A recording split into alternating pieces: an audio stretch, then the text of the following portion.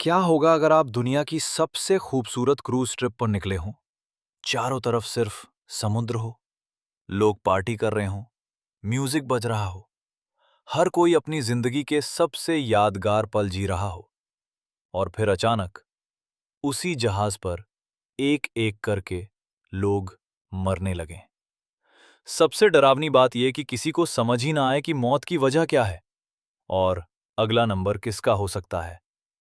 और जब सच्चाई सामने आए तो पता चले कि इसके पीछे एक ऐसा वायरस है जिसकी ना कोई वैक्सीन है, ना इलाज, और जो इंसानों में आधों तक की जान ले सकता है। 1 अप्रैल 2026 अर्जेंटीना के शहर उस्वाया से एक लग्जरी क्रूज जहाज रवाना होता है। इस जहाज में लगभग 150 लोग सवार थे, 23 अलग-अलग देशों से आए हुए पैसेंजर्स और क्रू मेंबर्स। उनका सफर अंटार्कटिका और साउथ अटलांटिक के बेहद रिमोट आइलैंड्स तक जाने वाला था। शुरुआत के कुछ दिन किसी सपने जैसे थे। लोग नए दोस्त बना रहे थे, डेक पर डांस हो रहा था, रात भर पार्टियां चल रही थीं, हर कोई एंजॉय कर रहा था। लेकिन किसी को अंदाजा नहीं था कि इसी जहाज पर मौत भी सफर कर रही है। ट्रिप शुरू होने के करीब 5 दिन बाद एक 70 साल के डच पैसेंजर को अचानक तेज बुखार और सिर दर्द होने लगता है। उसे हल्का डायरिया भी होता है। शिप का डॉक्टर इसे नॉर्मल इन्फेक्शन समझता है, लेकिन अगले 2 दिन में उसकी हालत तेजी से बिगड़ने लगती है। उसे सांस लेने में दिक्कत होने लगती है। फिर अचानक 11 अप्रैल को उसी जहाज पर उसकी मौत हो जाती है। जहाज पर घोषणा होती है कि एक पैसेंजर की तबीयत खराब होने के कारण मौत हो गई है। कुछ देर लोग डरते हैं, बातें करते हैं, लेकिन फिर सब धीरे-धीरे वापस अपनी छुट्टियों में बिजी हो जाते हैं। किसी को नहीं पता था कि ये तो बस शुरुआत थी। 24 अप्रैल को जहाज सेंट हेलेना आइलैंड पर रुकता है।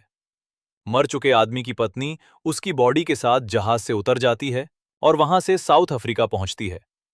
अगले दिन वो एम्स्टर्डम जाने वाली फ्लाइट में बैठने ही वाली थी कि अचानक एयरपोर्ट पर ही उसकी तबीयत बिगड़ जाती है।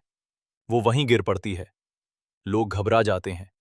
उसे तुरंत अस्पताल ले जाया जाता है, लेकिन 26 अप्रैल को उसकी भी मौत हो जाती है।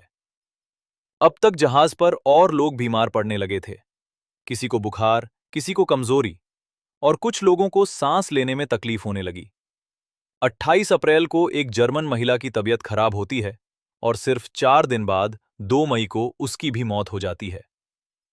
अब जहाज पर डर फैल चुका था। लोग समझ नहीं पा रहे थे कि आखिर उनके बीच क्या फैल रहा है। एक जहाज समुद्र के बीचों बीच, और उस पर मौजूद लोग मौत के डर में जी रहे थे। 2 मई को आखिरकार इस पूरे मामले की जानकारी वर्ल्ड हेल्थ ऑर्गेनाइजेशन को दी जाती है। टेस्ट शुरू होते हैं, और फिर जो नाम सामने आता है उसने पूरी दुनिया को डरा दिया। हंता वायरस। एक ऐसा वायरस जिसका डेथ रेट 50% तक हो सकता है, यानी हर 2 में से एक इंसान मर सकता है। सबसे डरावनी बात यह कि आज तक इसकी ना कोई वैक्सीन बनी है, ना कोई पक्का इलाज मौजूद है। अगर कोई इंसान इससे संक्रमित हो जाए तो डॉक्टर्स सिर्फ उसे सपोर्टिव केयर दे सकते हैं। असली लड़ाई शरीर को खुद लड़नी पड़ती है। लेकिन हंता वायरस कोई नया वायरस नहीं है। इसका पता सबसे पहले 1950 की कोरियन वॉर के दौरान चला था। उस समय हजारों सैनिक अचानक एक रहस्यमयी बीमारी का शिकार हो गए थे। पहले तेज बुखार आता, फिर उल्टियां, फिर किडनी फेल होने लगती, और कई सैनिकों की मौत हो जाती। डॉक्टर्स समझ नहीं पा रहे थे कि यह बीमारी है या कोई बायोलॉजिकल वेपन। लगभग 30 साल बाद साइंटिस्ट ने पता लगाया कि इसके पीछे चूहों से फैलने वाला एक वायरस था, जिसे बाद में हंता वायरस नाम दिया गया। असल में हंता वायरस कोई एक वायरस नहीं, बल्कि वायरस की पूरी फैमिली है। ये वायरस चूहों में पाए जाते हैं और उनकी ड्रॉपिंग्स, यूरिन या सांस के जरिए इंसानों तक पहुंचते हैं। कुछ स्ट्रेन्स इंसानों की किडनी पर हमला करते हैं, जबकि कुछ सीधे फेफड़ों को बर्बाद कर देते हैं। फेफड़ों के अंदर फ्लूइड भरने लगता है, इंसान को सांस लेने में तकलीफ होती है, और धीरे-धीरे दम घुटने से उसकी मौत हो जाती है। लंबे समय तक साइंटिस्ट्स मानते थे कि ये वायरस इंसान से इंसान में नहीं फैलता, लेकिन 1996 में अर्जेंटीना में हुए एक आउटब्रेक ने सब कुछ बदल दिया।